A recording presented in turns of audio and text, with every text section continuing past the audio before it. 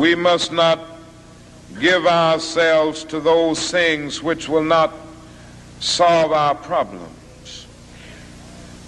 You've heard the word nonviolent and you've heard the word violent.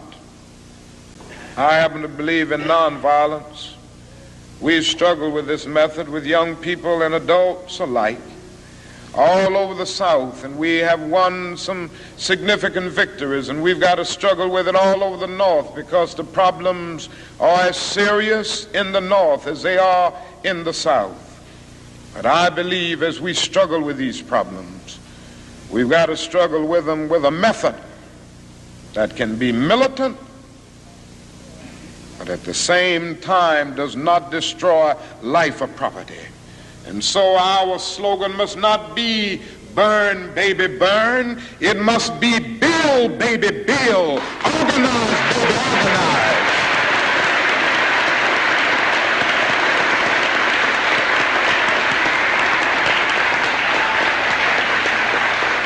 Yes, our slogan must be learn, baby, learn, so that we can earn, baby, earn.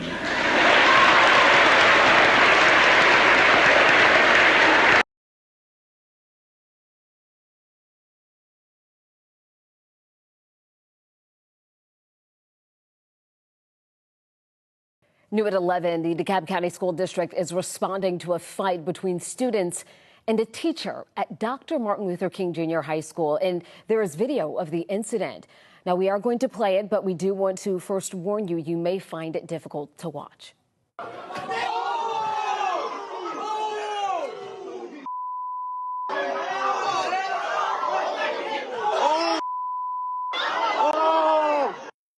Now, this just happened yesterday. The district says several students initiated the fight with the teacher. So far, 3 students are facing charges of battery and disrupting public school. We're told the teacher is on administrative leave pending the outcome of the investigation. In a statement, DeKalb County Schools says the district is firmly committed to maintaining learning environments free from violent behavior and will not tolerate physical altercations in our schools. We have new details right now on the deadly shootings in the parking lot of Martin Luther King Jr. Senior High School. A coach says he shot 2 attackers in self-defense, and sources are telling 7 Action News the gunfire last week appears to have been justified. Michael Scott, who was 16 years old, was killed. Another teen is being treated at the hospital. 7 Action News reporter Kim Craig is at the school in Detroit. And Kim, I understand that there is some video of the shooting. Yes, Joanne, there is surveillance video, and I'm told that video is very clear, and it backs up the coach's story, a coach who is also a reserve police officer. This is just still unreal to me. I can't believe that this has happened. He's talking about his brother Michael Scott, the 16-year-old who was fatally shot while he and a friend were allegedly trying to rob a 70-year-old girls basketball coach. The coach was walking 2 players out to their cars when police say Michael and a 15-year-old friend went up to the coach to rob him. It doesn't sound like nothing he would do. I never heard nothing all his words that give me the indication that he would go to a route like this. There are a number of surveillance cameras around the newly built Martin Luther King Jr. High School, and a source tells 7 Action News that the video clearly shows the 2 teens run up on the coach. Both appear to put something against his chest, and the girls the coach was walking out are then seen running. There was a struggle, and as soon as the coach was able to put some distance in between himself and the teens is when we're told he pulled out his gun and shot them both. Of course, when you hear something about your family members that something happened, that they did something wrong, you don't want to believe it. If it's on camera and it's positive being him, facts is facts. I can't deny that, never will.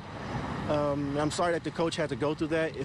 Whoever did it, I'm sorry that he had to go through that. It's still just disbelief. Hear something about your family members. We asked her, was there a gun? Did he have a gun? And she said that there's limited things that she can't tell us, but she said she can't guarantee us that he was involved in the situation that happened. But she said they can't tell us any information till they're finished with their investigation. A spokesman for Detroit Public Schools says Michael and his friend were not currently enrolled, but his brother showed us schoolwork from just last week that a teacher gave him today. Everyone's saying that he was expelled. That's not true. He was in class Friday morning. I feel there's more to this story than we know, and they're not telling us nothing, but so we shall see. And the 15-year-old who was shot is now been upgraded to serious condition, we're told. And Detroit police are not saying if they found a gun on either teen. It is possible they could have just been pretending to have a gun. Reporting live on Detroit's east side, Kimberly Craig, 7 Action News. Jeff, back to you. And Jeff, we should also say that this case is still being investigated, and of course, police will forward their findings to the prosecutor's office. Back to you. I'm certain that you will stay on this story, Kim. Thank you very much. Also, firearm training expert Rick Ector tells 7 Action News that a police reserve officer who has a license to carry a concealed pistol can take that gun onto school grounds unless prohibited by the school district. New details developing tonight involving a teenager found dead on the steps of a Philadelphia high school. Police now confirming it was a 16-year-old discovered at Martin Luther King High School in East Germantown. It happened around midnight.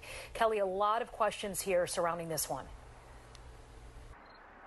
So many questions tonight. We do know again that police identified the teen as 16-year-old William Honesty. Again, they originally thought this was a man in his 20s. Now, he lived only a short walk from here. We did just speak with a neighbor of his who says he watched him grow up, and he's obviously heartbroken. Now, students told me this morning they only found out about this through social media, and they were really surprised when it wasn't addressed in school this morning. Martin Luther King High School closed on Sunday night, but the parking lot busy. Philadelphia police investigating for hours after they say they found 16-year-old William Honesty shot 3 times in the chest. He died at the scene. Officials say he was not a district student and attended a charter school outside the city. Senior Mycere Green hearing about the body found on social media. It's not like the body was found a couple blocks away from the school, but it was on our campus where we had to walk at. We be there every day. Police believe the shooting happened along Stenton Avenue just after 11:30. Neighbors say they heard 3 to 4 gunshots. The investigation wrapped up by the time students arrived this morning, but Green and his friends say they were surprised no one addressed it when they got in. They didn't inform us. Like, we just had a regular day. Like, we had our school announcement. It was just regular announcements. They telling us about the day. There's nothing really happened. Like, Does it make you nervous?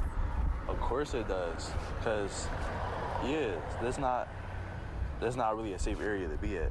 Like, it's not normal. It's not normal. Like, people dying behind schools.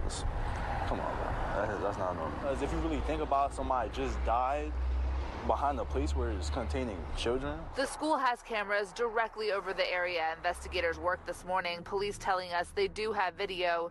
Green says it's another sad reminder to always be aware of his surroundings. Of course, I'm going to always have to watch my back, because you'll never know what somebody's intentions is. You could walk past somebody, they could smile, turn around, they could do something to you just like that. Now, a district spokesperson tells me they did send a letter home to Martin Luther King High School parents about the homicide tonight. Police say the investigation is ongoing, but they are looking at whether or not this is connected to a 19-year-old that was shot on East Price Street about an hour earlier last night, and that's only a short distance from here. Jason. Kelly Rule, thank you very much. Details tonight in the mass shooting on Martin Luther King Jr. Day. Charges against 2 suspects were suddenly dropped. CBS 4's Carrie Codd is live where the shooting happened in northwest Miami-Dade with the details. Carrie? Elliot, just days after 8 people were shot in this park on Martin Luther King Day last month, Miami-Dade police announced the arrest of 2 suspects in the case on attempted murder charges. Tonight, prosecutors say they could not be sure they could prove those cases in a court of law. Jarrell Brownlee smiled in court Thursday after learning that Miami-Dade prosecutors were dropping attempted murder charges against him and co-defendant Robert Britt in last month's Martin Luther King Jr. Day shooting. After careful review of all of the evidence in the case, we have determined that there is insufficient evidence to file at this time. That means that no one is currently being charged with the crime. Jerome Battle was one of the 8 people shot as a celebration at Martin Luther King Jr. Memorial Park was ending. He told us in a phone interview Thursday that he's not bothered by the development. You know, it doesn't bother me that they dropped the charges. I don't care.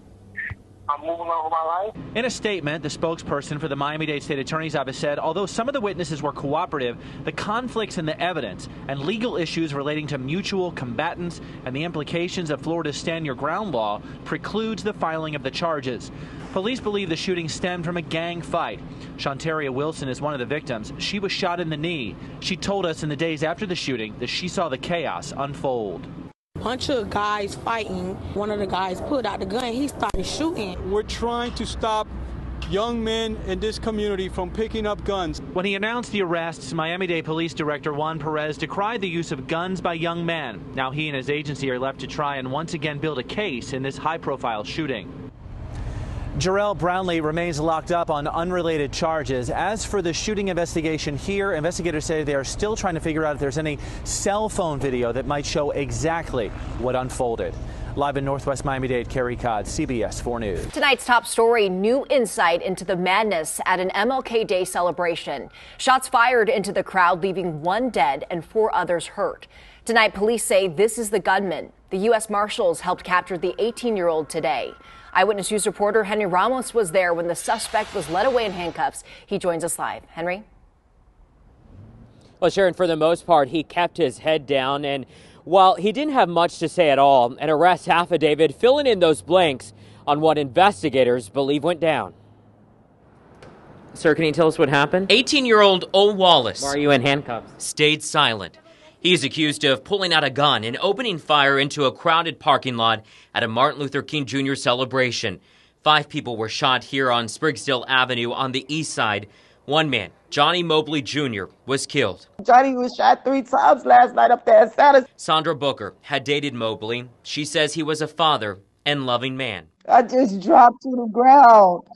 How am I supposed to feel? Investigators say Mobley was shot while standing in the parking lot. He managed to run to his truck and tell his friend he had been hit before he passed out. According to the arrest affidavit, one of the victims identified Wallace as the shooter because she recognized him from a place where she used to live. Well, that victim believes Wallace was targeting a young man standing near a food truck. Wallace is now charged with murder and 4 counts of aggravated assault with a deadly weapon. I forgive the little boy, but now he got to go and forgive himself so he make sure he go to heaven where Johnny is at. Tips and surveillance are what helped investigators track down Wallace, and he was arrested today without incident at an apartment complex. Police believe he's also the only suspect in this case. We're live downtown tonight. Henry Ramos, KINS 5, Eyewitness News. Thank you, Henry. Actually, no, it seems to be nothing more than just random foolishness. Thankfully, no one was seriously hurt. Detroit Public Schools police estimate about 100 students at Martin Luther King High School on the city's east side were involved in the fights. They began around noon, dozens and dozens of students involved in a number of fights outside the school. At the bus stop, in the streets, in front of the school, behind the performance arts door. We had kids running from another end to the school and then to the streets. It went in the middle of the traffic. About a good 50. Yeah, about a good 50. District police say it was actually double that, and they had to use mace to try to stop the mayhem that resulted in 7 minors being detained and 3 adults arrested, all for disorderly conduct, and all but 1 were King students. 1 was a student from Pershing High, and police say the motives for the fight are unclear. It was a half day today, then at dismissal, things got out of control. It was a group of people and they was jumping each other. And I don't know what happened, but that's too much. I'm going to have to go to a different school. And we're told the students detained and arrested will also be suspended. And Carolyn, more suspensions are expected when they identify the students on surveillance video that were also fighting. Back to you. I know the principal at Martin Luther King High, and I know she runs a tight ship there, so we're going to have to hear what happened there. Thank you so much, Kim, for the live report.